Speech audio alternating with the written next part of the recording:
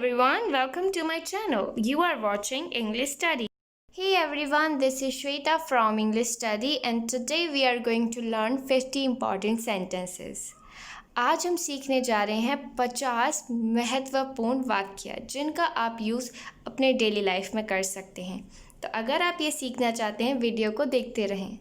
First sentence we have, यह एक अच्छा बहाना है। This is a good excuse. बहाने को हम इंग्लिश में बोलते हैं excuse. So this is a good excuse. मुझे विश्वास है कि मैं सफल हो जाऊंगा। I am sure that I will get success. I am sure that I will get success. ध्यान रखना तुम्हें वहाँ जाना है। Keep in mind that you have to go there. Keep in mind that you have to go there. ध्यान रखना यानी keep in mind. तुमने मेरी बहुत मदद की है। You have helped me a lot. You have helped me a lot. तुमने मेरी बहुत मदद की है। तुम्हारी उम्र क्या है या फिर तुम कितने साल के हो। How old are you. How old are you इसका हम यूज़ करते हैं जब भी हमें पूछ रहा हो कि तुम्हारी एज क्या है। ठीक है, नेक्स्ट।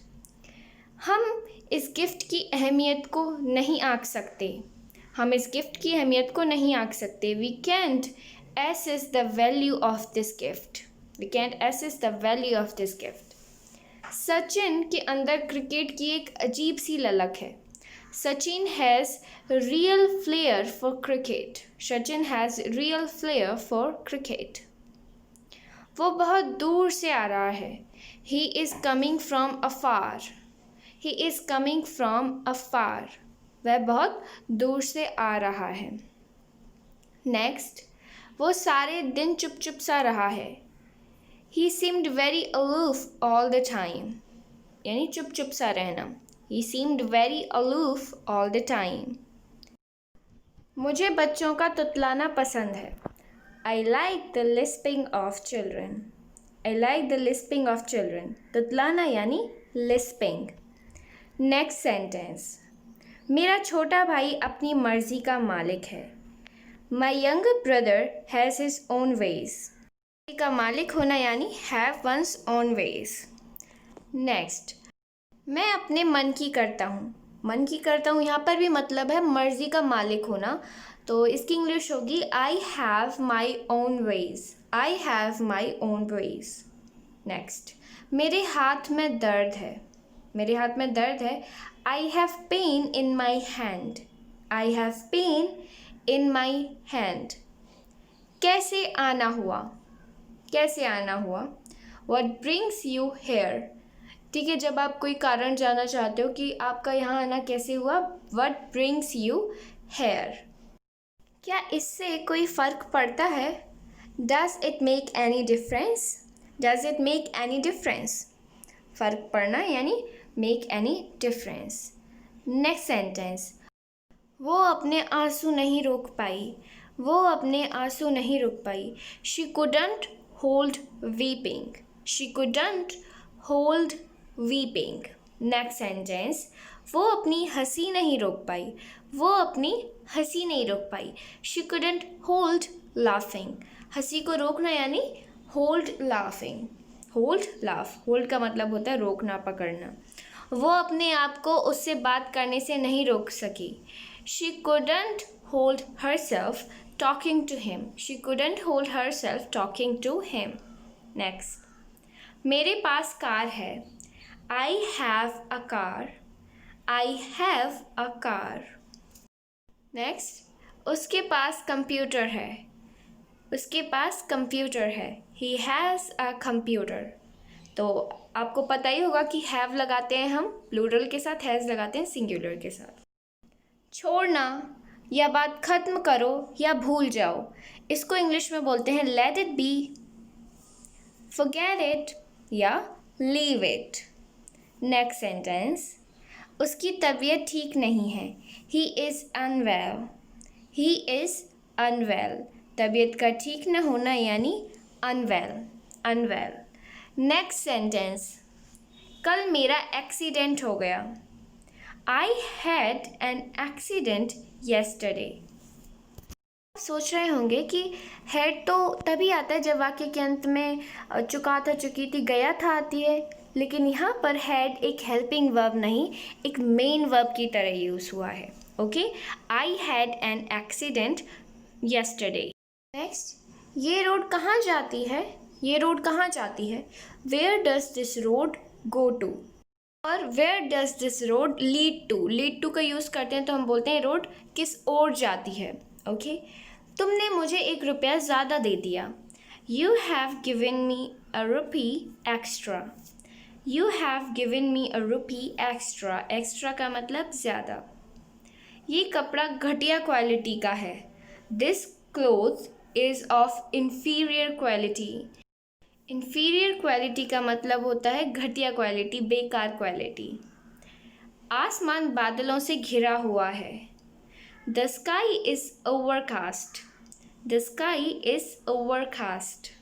Overcast का मतलब होता है बादलों से घिरा हुआ होना, घटाओं से घिरा हुआ होना. तुम अपनी उम्र से कम लगते हो. You look younger than your age. You look younger than your age. यानी उम्र से कम लगना. अगर हमें बोलना हो वो अपनी उम्र से ज़्यादा लगता है तो हम कहेंगे He looks older than his age. Older than his age मतलब उम्र से ज़्यादा का लगना. Younger than his age का मतलब होता है उम्र से कम का लगना. मुझे नींद आ रही है. I'm feeling sleepy. I am feeling sleepy. Sleepy का मतलब होता है नींद आना. नेक्स्ट, मुझे भूख लग रही है. मुझे भूख लग रही है. I'm feeling appetite. Appetite का मतलब होता है भूख. Okay, I'm feeling appetite. Next, मुझे बुखार सा लग रहा है. मुझे बुखार सा लग रहा है. I'm feeling feverish. I'm feeling feverish. तुम्हें अपने आप पर शर्म आनी चाहिए. You should be ashamed of yourself. You should be ashamed of yourself. Next sentence. आपकी पढ़ाई कैसी चल रही है? How is your study going? How is your study going? यानी आपकी पढ़ाई कैसी चल रही है. उसके दिमाग में क्या चल रहा है? What's going on in his mind? What is going on in his mind? What's going on in his mind? Next sentence. क्या वहाँ कुछ चल रहा है? Is something going on there? क्या वहाँ कुछ चल रहा है? Is something going on there? Okay. Next. पैसा उसके दिमाग पर हावी हो गया है. पैसा उसके दिमाग पर हावी हो गया है. Money has got on his mind. Money has got on his mind. यह आम रास्ता नहीं है, यानी जनरली कॉमन वे. तो हम क्या कहेंगे? This is not a thoroughfare. This is not a thoroughfare. Next sentence. यह चर्चा में है. It's in talk. It is in talk. इसका मतलब है कि आजकल सिर्फ इसी चीज़ की बातें होती हैं आसपास. It's in talk. सेंटेंस. वो एक कुख्यात व्यक्ति है. वो एक कुख्यात व्यक्ति है. He is a notorious person. Notorious यानी कुख्यात का मतलब होता है जो बुरे कामों के लिए प्रसिद्ध हो. वह एक विख्यात व्यक्ति है. He is a famous person. विख्यात होता है कुख्यात का एकदम उल्टा, यानी अच्छे कामों के लिए प्रसिद्ध होना. विख्यात यानी फेमस. नेक्स्ट. सर्दियाँ आने वाली हैं. सर्दियाँ आने वाली हैं. The winters are round the corner. The winters are round the corner. Next. वो एक आध साल में लंदन जाएंगे. They will go London in a year or so. एक आध साल में यानी 1-1.5 साल में. They will go London in a year or so. Train एक आध घंटे में पहुंचने वाली है. Train is about to reach in an hour or so. The train is about to reach in an hour or so. हमारे देश में अनाज की कमी नहीं है. There is no shortage of grains in our country. कमी को बोलते हैं हम shortage और अनाज यानी grains, food grains. तुम इतने परेशान क्यों लग रहे हो? Why are you looking so tense? Why are you looking so tense? परेशान लगना यानी tensed. Next sentence. तुम इतना क्यों घबरा रहे हो? Why are you so nervous? Why are you so nervous? घबराना यानी nervous होना. Next one. तुम्हें दिल्ली कैसी लगी? How did you find Delhi? How did you find Delhi? यहाँ पर आप पूछना चाहते हो कि आपको दिल्ली आकर अच्छा लगा या नहीं लगा. How did you find Delhi? Next, तुम बकवास क्यों कर रहे हो? इसकी इंग्लिश होती है Why are you talking nonsense? Why are you talking nonsense? बकवास यानी nonsense. नेक्स्ट, मैं शहर से बाहर था. मैं शहर से बाहर था. I was out of station. I was out of station.